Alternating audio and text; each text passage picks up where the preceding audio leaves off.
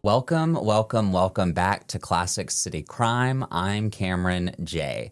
And today we're coming to you from the studios at Runway Cowork in Beechwood, which is an elevated workspace community where there are certainly flexible pricing options and room for you, so be sure to check them out. But today we're here for something really special, something greater than a podcast. And it's a conversation that's been more than 2 decades in the making.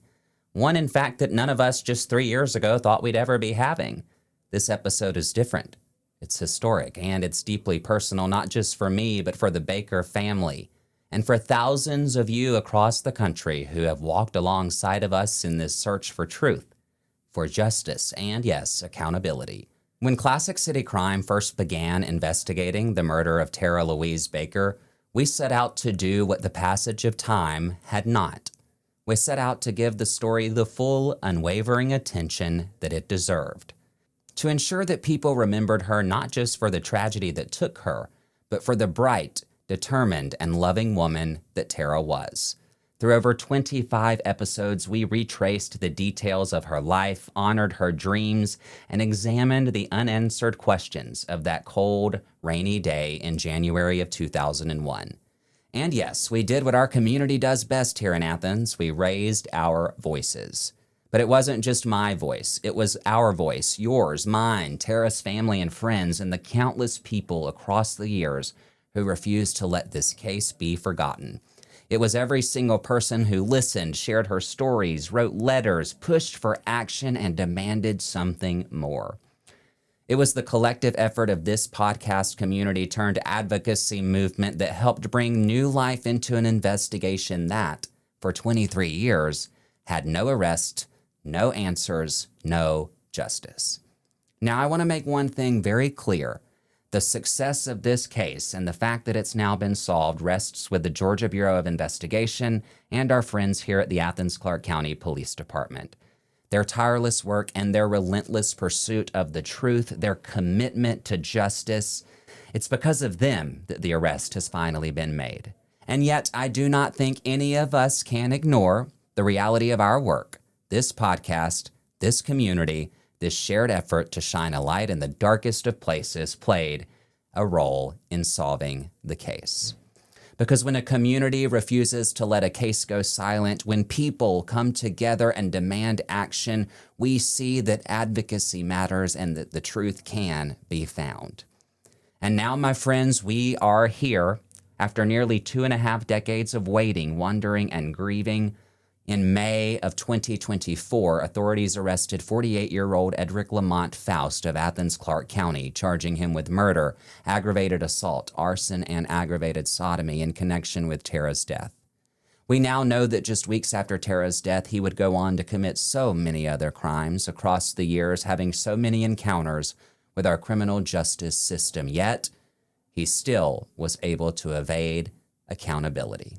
And while his name may be new to the case, his fate will ultimately be decided by the justice system, the one that Tara worked so hard to support.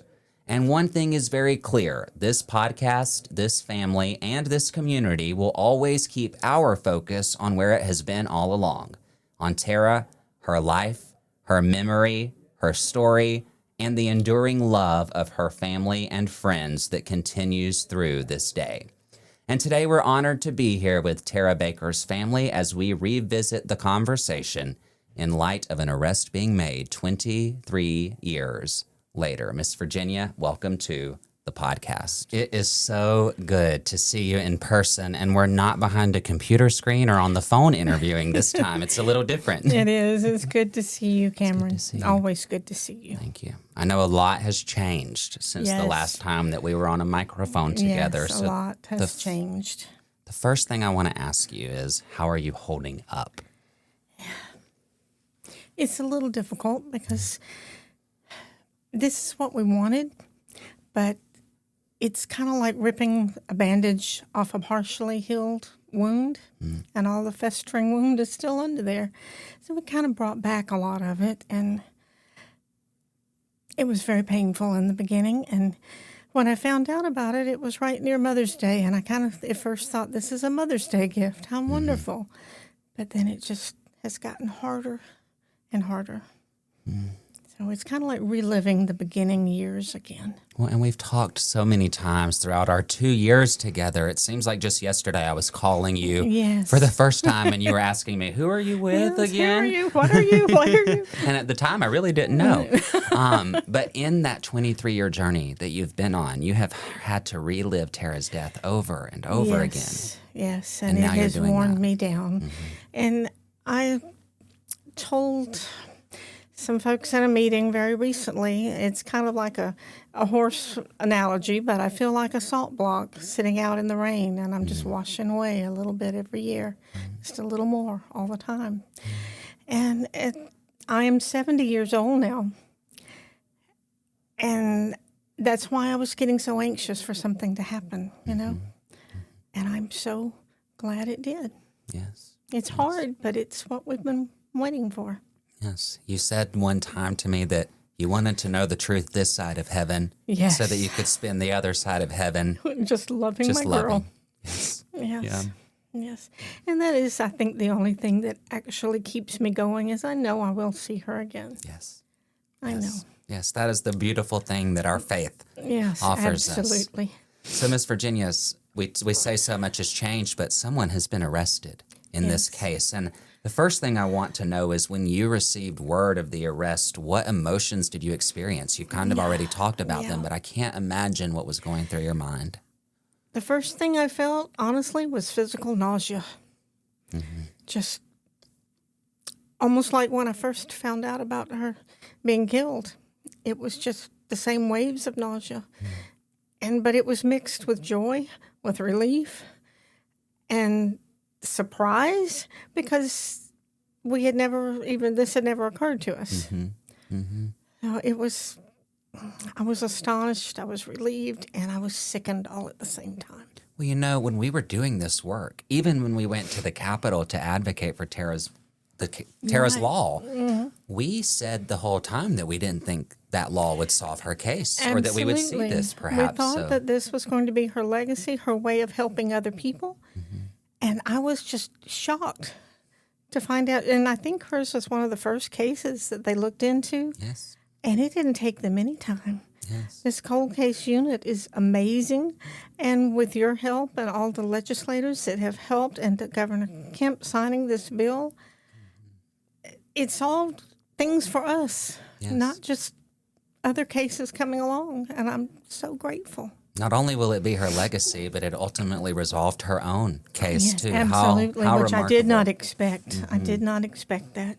We do. We should probably take a moment. You made a great point to thank Representative Houston Gaines and the Yes. Athens delegation, along with Governor Kemp, Representative Yes, Evans, so absolutely. many all people. of those people. And I will say, the GBI have been amazing to me. This cold case unit is some of the brightest young people I've ever seen. And they are so caring. And Director Hosey, I can't say enough good things about him. He reassured me. He was helpful. He was kind, considerate. I just can't say enough good things. Miss Virginia, I want to know how the change of pace has felt to you, because I can't imagine with 23 years of no movement, then Cameron J comes along and there's a little bit of movement, and now it's across the finish or headed toward the finish line. This change of pace must be a lot to Cameron process. J., you put me on a roller coaster. A roller coaster ordained by Tara, right? It has been a roller coaster ride. And as I said earlier, I am 70. It's time. Yeah. I've been waiting 24 years. It's time now. But I'm relieved that it's moving along. But yet sometimes I feel like I have to hold on, because I'm just, it's an up and down roller coaster ride, really. Well, listeners never heard this, but another thing that you asked me when I first called was, what's your goal here? And I remember saying, well, my goal is not to solve Tara's case. My goal is to tell her story enough so that people remember and start doing something. And my goodness, did they do something. Absolutely. Yeah. Absolutely. You have done so much for Tara, not even having met her. You have become one of her strongest advocates, and we are so appreciative to you. Well, I gained a bonus family myself, I have to say. But You know, I remember in the beginning that we talked a lot about the struggles that not only you faced, but that your husband, Mr. Yes. Lindsay, Tara's father, faced as well. And, you know, it really gave you this interesting take on our police system, our justice system. You had a lot of interesting encounters there in the beginning Yes. that listeners can listen back to. But has in all of this your view and outlook on the justice system changed? Absolutely. And a lot of it is thanks to poor old Jerry Salters. He had to take the wrath of my Chief Salters, He yes. did. Our first conversation, I think I frightened him because I was just letting out all my anger. But he sat there very patiently and he listened to me and he assured me that they were going to do everything they could. And it's been such a good experience since. And it's so fascinating how deep Tara's case runs in this community. You mentioned Chief Salters. 23 years ago, Chief Salters was a new police officer who responded to the Yeah, case. he told me that. He And is told me now that the it had chief. such an effect on him from the beginning.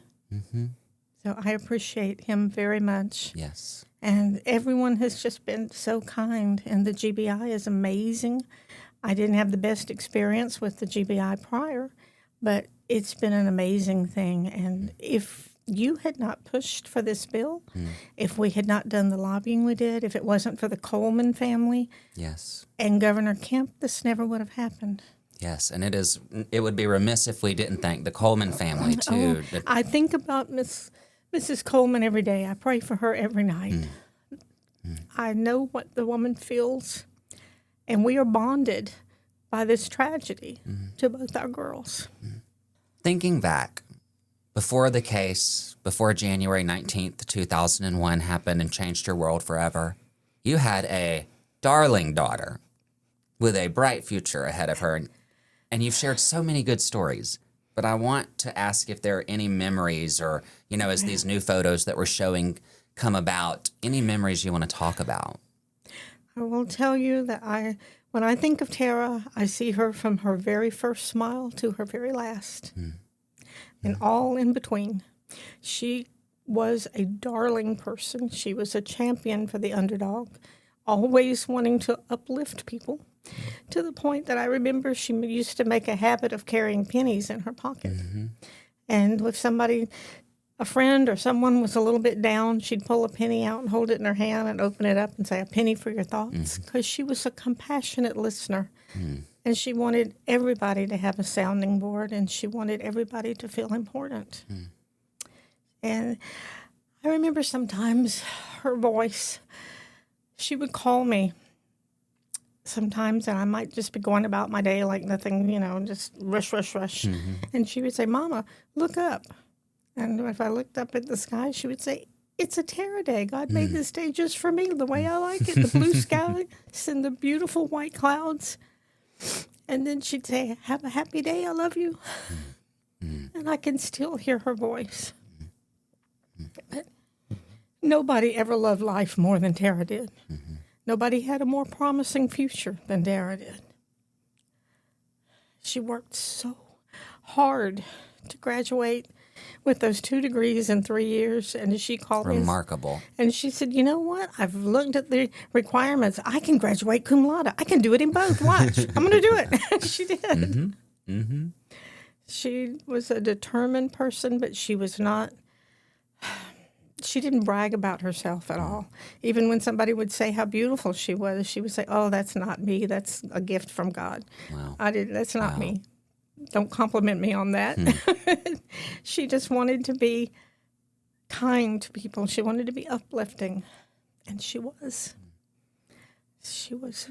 There were times, even after the funeral, people would call me or come up to me and say, "I just want you to know what she did for me." And just even small things that meant so much to people, her encouragement, her help. And she never, said anything about it. She was so humble. I didn't even know until long after, when I was going through some of her things and realized how many times she had made the president's list and the dean's list. And, she just had never said much about it. But she was always the leader for her siblings. They called her their Northern Star, and she did. She guided them along, and kept them going. She was a wonderful cheerleader. I'll never forget, we named that first Yes, episode the North Star. Mm-hmm. Yep. And I feel like you know her so well. Well, I'll tell you, I get emotional when I think about it, that, you know, we meet people every day that change our lives, and you're one of those people for me, but it's such a unique experience to have your life so altered and changed by someone that you have not met. And Tara and this community that we've built together, and you and your children and your family have just become such an integral part of my story and my life. So I have so much gratitude to give to Tara. She's still changing people's lives. You are my bonus son. And I'm lucky. I'm very lucky. I'm very lucky. With that, we are going to talk a little bit about the community. My goodness, Miss yes. Baker, millions of people have tuned in from across the globe to this podcast that we thought maybe 100 people would listen to. So what has it meant to you to see hundreds of thousands of people? The words from people who knew her mean so much. They touch so deeply. And then people who didn't even have the opportunity to know her have so many wonderful, kind things to say. And my greatest secret fear was that she would be forgotten. But through this and all these wonderful people, I know that her memory lives on. Oh, yes. Oh, yes. And it has meant so much. It gives me strength every day. And I love reading messages from listeners. I just love it. It means so much to me. And we've asked them to leave you some right now while this wonderful. video is out there. So hopefully you'll get some more. That would be wonderful. In Athens, Clarke County alone, we know that there are 40 unsolved cases. Well, 39 now. In Georgia, we know there are hundreds, and across the country, hundreds of thousands of cases that are unsolved, which means a lot of mamas looking for the truth. What would you say to them today? Not to give up. Through this cold case unit, we have a unique opportunity now to go back in and look at these cases, to look at evidence in a different way, to have new eyes look at things, and there's always, always a hope. And for heaven's sakes, don't stop praying. Don't stop praying, because it can happen. I never thought it would happen. I had already given up and realized that probably not for us, but it did. It did. And so many other states need to look at what we did here and replicate it. So many opportunities across the country for that. Well, I want you to know that, number one, you did great on video. We're both a little nervous. It's our first time. But the second thing I want you to know is that you have, in immeasurable ways, changed my life. And I thank you for being willing to come on and do this. I know it's been tough. We've talked a lot. And we will keep doing that until we bring it home for Tara. Thank you. Thank you for joining me today. Thank you so much, Cameron. Thank you. And with that, we are going to bring Meredith, Tara Baker's sister, into the conversation. Meredith, welcome back to Classic City Crime on video. On video. A little different. Well, lots changed, like I was just talking about with your mother, since we were all together last. The world has changed. The world has changed quite a bit, but especially your lives. Yeah. So the first thing I want to ask you is the same thing I asked your mom, what it was like when you first learned this monumental news that someone might finally be held accountable in Tara's case. Lots of things. The first immediate thought, and this is going to sound terrible, but it was, how am I going to get my mother through this trial? Because we had waited for so long. And while I had vowed that I was not going to let another parent leave this planet without getting answers, I honestly didn't think it was going to happen. And I was stunned, and I just kept staring at the ceiling like, how am I going to get my mother through this trial? This is business time. And it was just a whole mess of convoluted emotions and just a flood of the last 24 years. It was just like, oh my gosh, we're here now. Yeah. I'll never forget when you called me and we were talking. Well, I don't know that we talked for a little while. We in had fact, silence. I had to pull over on the side of the road and start texting people before the press release came out, because I didn't want people to find out that way. So, yeah, I pulled over on the side of the road and just started mass texting people, because I was like, this is not how they're going to find out. Yeah. And what a remarkable press release it was. Oh, my goodness. Yeah. It was our world was rocked. I think a lot of people's world was rocked. When it's so, like we were talking about with your mother, that, we talked in the podcast about so much of the reliving what happened over and over again. And now it is time that the family will learn, along with the world, the real truth of what happened that day. I think that's probably something that a lot of people don't understand, is that we are going to learn with them in tandem what actually happened that day. Yeah. Well, you have been one of the most vocal advocates for Tara all these years. You were 15 I was. at the time of her murder in 2001. How has the recent development of the case changed your view on pursuing justice and the, some might call it the ROI? Is it worth it to pursue justice in cases like these? What has it done for you as the advocate? Well, I will say first, the reason for being so vocal is once a little sister, always a little sister. Yes. I like that your mom still says she is still Tara's mother. Yes, Yeah. and I am still the bratty little sister. I'm going to admit that I was kind of ashamed of myself for a long time when I first moved up here. I didn't think that people were going to remember her. I would keep going out and putting out, wanted posters all around downtown when I moved to Athens in 2006. But in my heart, I was like, the people that were here in 2001 are not going to see the posters that I'm putting on the Starbucks in 2007. And I lost a lot of hope. A lot of people that I had known throughout my professional life told me, maybe if you just sit quiet for a minute, someone's going to get drunk in a bar and they were going to admit something. And so for the longest time, I just went, that was my mode of operation, just be quiet, maybe something's going to happen. And then I met a very persistent person who would not leave my DMs alone. I actually had to reach out to a friend. You did. To get you to accept my message request. Because I was like, who is this guy? And then our friend was like, hey, Merrick, he's really a good guy. And he just wants to talk about your sister. And I was like, okay. And it was really you that pushed me, because I don't know if you knew this, but you're persistent. You're very pushy, but in a good way. Thank you. And we wouldn't be here without you. We wouldn't have gotten the bill without you. And not only my family, but all the families over the state who are going to be able to reapply for an investigation through the cold case unit owe you. Well, thank you very much. But none of it would have been possible without me having an example set by you of 20 years plus of advocacy. So, okay. I thought you were going to talk about the age difference. Like, don't do that. No. I don't know. We're the same age, right? Meredith, what are some of the qualities of Tara that you still think about? I know we've talked about a lot of stories related to her over the years, but I'm sure there's more, and I'm sure you're thinking about a lot now that this has happened. Is that an answer, all of it? Yeah. Honestly, so we have for the longest time told a lot of the same stories about Tara. And a couple of years ago, my husband said something that was really profound, because he didn't know her.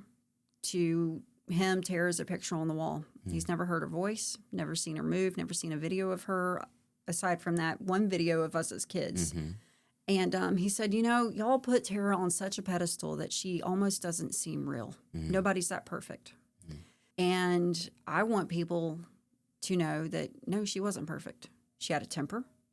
She had a habit of hitting parked cars. I might have done that once or twice. She would always say that came out of nowhere, and I'm like, no, they didn't. She was unbelievably stubbornly independent. And when I say that, I mean in all of 5'2.5" of her, she would climb a ladder and take down the Christmas lights, Clark Griswold style, just teetering on the edge. And people would be driving by saying, hey, I saw your sister hanging from the gutter the other day. And I'm like, probably. But I want most people to remember just, she wasn't perfect, but she tried her hardest. And she was kind, not just because, she was a kind person, but she made it a point to be kind, that people deserve kindness.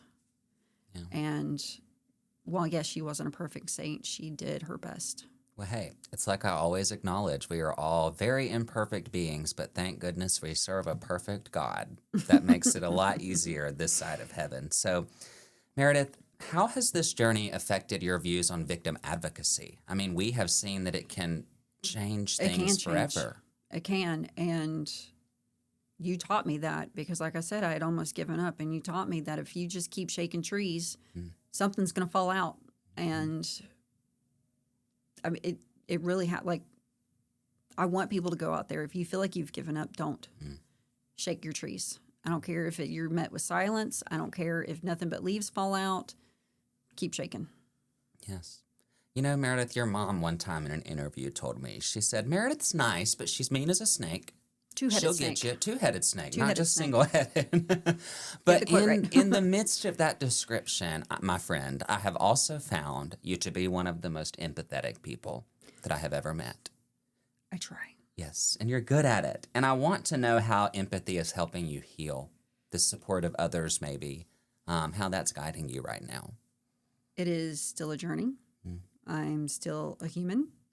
I still have moments where I let my emotions get away from me. Just ask my children.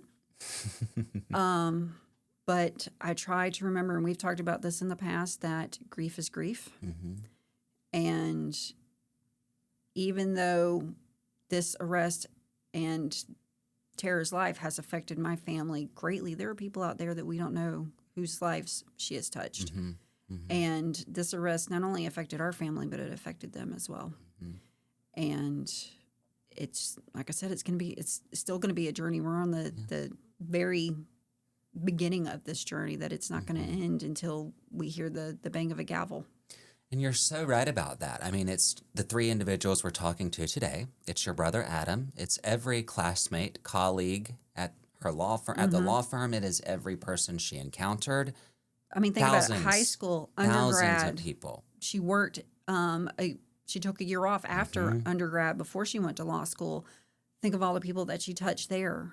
Yes. I mean, just about everyone that has ever come up to me and said, I've known your sister. They always talk about how she had the ability to talk to you as if you were the only person in the world at that moment. And to think that somebody could give you that feeling and then just be gone. Gone. And I always said, too, with Tara's case, I mean, we know that she would have gone on to accomplish so much good, especially in the legal field, how, that irony is not lost on us. So when we think about her legacy, we have the Coleman Baker Act, yes, but what do you want Tara's legacy to be, both in your family, yes, but also in the broader Athens area community? So I've kept telling my mother that the bill is her legacy, and it absolutely is. But within our family, again, like I said, sometimes we all struggle with trying to be empathetic towards everyone. And I think that should be her legacy, is the kindness that she showed others. I think it was Octavia Spencer was on a podcast. I think it was last year or something. And she said something that really resonated with me, that there is a difference between being nice and kind. And kindness doesn't cost you anything, but it can mean the world to other people.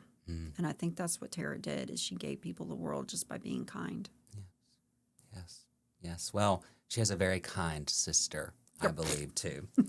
Meredith, it has been so good to reconnect with you, and I'm really grateful that you're willing to do it on camera. Yeah. Okay. Thank you so much. Thank you. And with that, we will now bring in Tara's littlest brother. Kevin is joining us here on the podcast. Well, Kevin, I thought I was going to be different wearing blue today, but you have showed me up as always. How are you? Good, man. I'm just trying to be like you. Good to see you. Good Thanks to for see joining you. me. Thank you for having me. Yeah, a little different on camera this time. Yeah. But since we were last together, a lot has changed in Tara's case. And so I'm curious to know, and listeners I know are eager to find out, how it was for you to receive that news and what it was like to hear it. Well, it was shocking because I was at work, and I'm one of those guys that don't carry my phone on me at work. And it got to the point to where no one can get in touch with me. So my wife called my store, and naturally I'm going to think it's an emergency. I'm like, hey, what's going on? And she says, have you been by your phone? I said, no, I've not by my phone. She says, well, you need to pick up the phone. You need to call your mom before people start calling you, because it was already starting to make the news. And it was a pretty big shock. When she said it, I was like, no way. Because I mean, we've been going this long. You didn't have any choice but to just kind of think, well, it maybe never happened. And then, we passed the bill, and January, and then, come, springtime, summertime, we've got someone, who's a potential suspect. And it went really fast. Yeah, it was It went so really slow fast. for so long. Yeah. And then everything snowballed really It quickly. did. Yeah. It got really, really fast paced, real quick. Yeah. Yeah. So remind everyone, how old were you in 2001, January? I was 10. 10 years old at the time of Tara's death. So how has your understanding changed? I'm sure at 10 years old, and we talked about this on the podcast, you were shielded from a lot. A and lot, as you yeah. grew up, you grew into the story too. So talk about that progression a little bit. I probably being the youngest, I probably, like you said, was shielded the most. You just hear, something bad has happened. And for about 2 days, I didn't have a clue as to what it really was. And then finally, when I was told, it was hard to grasp. Especially at that age, to grasp I can't imagine. what death and pain is like. And then as an adult, it really kind of formulates, your perspective on things. Things that, stuff you see on TV, those late night unsolved mysteries kind of thing that you may watch at home, that becomes a reality very quickly. Yeah. Or people saying, "Oh, that will never happen to me," or, "Hey, take care of yourself." Well, it's very possible because it hit home real quick.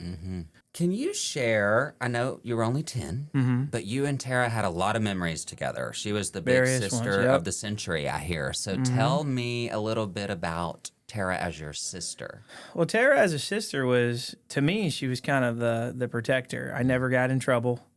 I was always allowed to kind of get away with whatever I wanted. We would listen to Elton John late at night. I was listening to it on the car ride up here today, but we would listen to Elton John late at night. We'd listen to the Beatles. She was big into Elvis. Good remember choices. Yeah. I remember a lot. She loved the show Dinner with a Movie. And we would watch all kinds of different movies on the classic black and whites, the early 1940s and 50s, Wizard of Oz kind of thing. And that was always fun for me because she kind of brought me to some culture that was well before my time. That's why you're an old soul. Yeah, I really do think it contributed to it because, I don't get into the modern stuff that everybody's into now because I was doing stuff that people in their 20s were doing at 10 because she was very inclusive. She let me be a part of a lot of stuff in her life.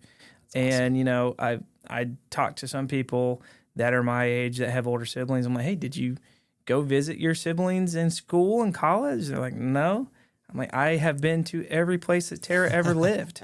I had spent the night." Is there a story coming back to me about you maybe being dressed up by Tara and some of her girlfriends? Yeah, apparently some of it, I don't remember this, but this is what I've been told, that a lot of her friends came over for, I guess, a play date. And I was, about a year or two, probably just barely walking, and they put me in Cabbage Patch doll clothes. Yeah, and I guess I was their That's livable. why you became the best dressed. I guess I get it from her. I learned it quick to have an obsession with clothes. So, well, how has this long journey toward justice influenced your outlook on not just life but family? I know a lot for you's changed in that space too. So how has it changed that outlook for you? Well, in life in general, you get a little nervous when someone doesn't answer the phone. My siblings get mad at me if I can't get my mom on the phone, or if I can't get my wife on the phone. I start getting a little bit antsy because or when you can't get Cameron on the phone to talk about something important. Exactly. But you get a little antsy because you've been through that. You've been through, oh no. So it's not just, I'm sure it's fine. There's that back of the head, that potential that something could be wrong. That's something a lot of people don't think about. And it's scary. It really is. I've dealt with that with the Tara situation. I dealt with that with my dad's situation. Things can go real quick. And, that's kind of changed my perspective of always being approachable to family, always keeping your phone on. Yes. Because unfortunately, those late night phone calls or those early morning phone calls can startle you and throw your whole day off. So I try to always be approachable. I try to contact. I think I talked to my mom at least once a day for the last probably 3 or 4 years. I have not missed a day where I have not at least contacted her once to communicate with her. And, you know, it's definitely making sure that you take care of the ones around you. Yeah. You know, being a family man myself, having a child of my own, that's definitely important. Yeah. Big update for listeners yeah, there. Yeah. Since we started this. So taking care of, you know, being the dad and not allowing anybody to even get close to allowing anybody to hurt your kids, you know, and, you know, the same goes for your wife. You know, you want to make sure that everybody's protected, and it's hard. It's hard with these outside things going on to be able to live your life and not be a little bit stressed out about it. Yeah. But you can't be stressed to the point to where you can't live your life. That's right. Mm-hmm. You mentioned your dad. Mm-hmm. What in the world do you think Lindsay Baker is looking down thinking about all of this? I got told probably 4 times today to stop looking like my dad because I was making faces during various meetings today. Yeah. I know. I think he would be ecstatic about things are moving because for the longest time before Meredith was, before my sister was, my dad was the voice of the family. He handled a lot of it. And, you know, I think he would love to be here to see a lot of it happening and see a lot of it unfold. I think, you know, I'm sad to say that he's not here to help protect my mom, you know, from a lot of that. You know, there's a lot of, you know, things that are hard for a parent to hear. My dad took a lot of that brunt and put it on his shoulders. Yeah. And my dad took a lot of that communication with various agencies and various news outlets. He took a lot of that because it can be emotional sometimes.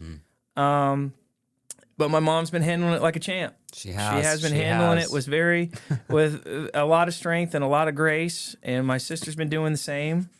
So I just try to be there to be a support system as best I can. But I think if he was here, he would definitely want the right thing to happen, whatever that is. Yeah. You know, justice be served in whatever way it needs to be. So I totally agree. And how remarkable it must have been for him and Tara on the other side. Oh, yeah. When they were looking down, seeing, y'all, we finally did it on this side of heaven. So, Kevin, I want to ask you really got involved in the podcast with me. I mean, we were on the phone every night for 2 years, if not longer than that. Probably 2 or 3 in the morning, yeah. A lot of people in those 2-year periods from across the country and the globe tuned into this story and fought for justice for your sister. So what would you like to say to those listeners that are now watching us, not just listening, about their involvement in all of this? I just, you know, the biggest thing would be thank you, and the support is always greatly appreciated, and that, you know, the comments and the love and the likes and the hearts and all that doesn't go unnoticed. You know, I look at it all the time. I know my siblings do. I know my mom does. I think it's huge, especially for the loyalty of those who were here on the very first episode. Yes. And then here we are years later, we're doing it live, you know. I mean, we've done it from being in, you know, the back corner of a house to doing it on the phone to doing it in person. And it's definitely a testament to your work ethic, to everybody on your team. But I definitely want to say thank you to everybody who has been listening from the get-go. I get messages from old school friends of mine that were in school with me back in elementary school when they heard about it happening. And they will reach out and say, hey, man, I remember that like it happened yesterday. Wow. You know, some friends of mine that I haven't talked to in probably 25 years that will reach out to me on social media and say, hey, man, I remember when it happened. I went to the funeral, and, you know, hearing about it now, that's holy cow. You know, and it's amazing that it's stuck with a lot of people. Yeah. And I meet strangers and I kind of, you know, tell them, hey, you know, this story, and then they're like, that was you? And I'm like, yeah. Isn't it odd when that happens? It's wild because there's so many people that it's affected. Yeah. And it's affected people nationwide. It's affected people in our local community, and, you know, still having people that put flowers at the arch, you know, people that are still wanting to wear purple. I mean, I remember back in the day when we were passing out flyers of, you know, help us find out what happened. There was this one shopkeeper. I don't know the store now. He's probably long gone, but he said, as long as the investigation's open, I'll keep it in my window. You know, the community itself is involved in it. and I think that's huge, in a positive way, Yeah. But, I don't think if we had had the amount of support from locals reaching out to their local legislator to help push this bill through, Yes. it would have never happened. Yeah. And that comes from the momentum of the podcast. It comes from your momentum with you and your team, comes from, my family, the Coleman family, huge. There was a lot of wheels in play to Yes. get that thing passed, and it did. And the fact that it did puts us in where we're at now. Yes. Because without it, we would not be here. And my goodness, in Tara Baker's name, I know. the cases that will be solved in the future. Yeah, I My mean, goodness. I've heard all kinds of things that that this is going to open a lot of doors for a lot of people that are in the same boat that are struggling. Yeah. And I'm unfortunately my mom and myself have gone to visit families that have struggled in the same situations. Not exactly the same, but very similar. Yeah. And my mom's talked to other parents that have struggled in the same situation, and the best thing is you can't give up hope. That's right. And now the bill gives people hope. What do I say? Justice is in the air in the state of Georgia. You got it. That's right. You got it, Kevin, So thank you so much for joining me absolutely, on camera. my pleasure. We'll do it again in the future. Now, before we go, I do want to make sure to let you all know that Runway Co-work, where we are coming to you from now, David Mulkey and his team welcomed us to the Beechwood location today to talk with the Baker family for this special episode. And I want to make sure that you all know Runway is not just a workspace. It is a community that I have become a part of. It's where I come to focus, create, and, well, get things done, of course. And who knows, if you're looking for a flexible spot to work every single day, you might just end up working right next to Cameron J. of Classic City Crime. So you can check out their membership options at runwaycowork.com/Beechwood and be sure to tell them that Cameron J. sent you. I want to thank Kevin, Meredith, and yes, Miss Virginia for taking the time to join me today and for taking a leap of faith and doing it on video for the first time. This is certainly new to us, but this journey has been remarkable, and I call so many of the Baker family, friends, and her colleagues my dearest and closest friends. Now, Tara's brother Adam couldn't be with us today, but we missed having you, Adam, if you're out there listening. As we come to the close of this deeply personal and historic conversation, I find myself asking the same question I know so many of you are asking too. Where do we go from here? For 23 years, Tara Baker's family, her friends, and yes, this community have waited through silence, through uncertainty, and through hope that sometimes felt impossible to hold on to. And now, at long last, we stand on the edge of what we always believed was possible: justice. But justice is a process, and the road is not yet finished, my friends. You see, the case against Edric Lamont Faust is now pending trial and is moving forward through the system that was built to deliver truth and accountability. And at the latest status hearing, the judge made it very clear when she said, quote, "It is my intention to take this case to trial this year." So now we wait. We allow the justice system to do its job, the job that so many have fought for and the job that Tara believed in and committed her life to.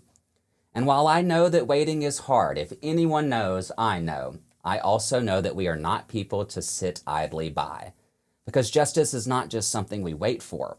It is something we continue to demand. We continue to push forward and to make real in whatever ways we can. And that, my friends, is where you come in. You can share this episode because every person that keeps hearing Tara's story is another person in the fight to make sure she's never forgotten. You can listen to the full episodes on Tara's case at ClassicCityCrime.com.